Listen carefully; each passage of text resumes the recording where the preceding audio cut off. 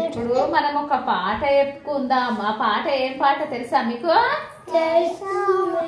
ఏం పాట చెప్పు? అందమైన మా ఊరు పాట చెప్పుకుందాం. చెప్పుకుందామా? ఓకే, ఇదేంటిది? సాయి చరణ్, ఏంటిది ఇది? అదిగో అదిగో మా ఊరు, అందమైన మా ఊరు, అటు చూస్తే ఏముంటాయిరా? అటు చూస్తే పంట పొలాలు,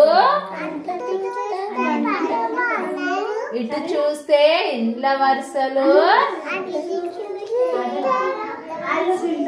అదిగో అదిగో మా ఊరు, అందమైనది మా ఊరు.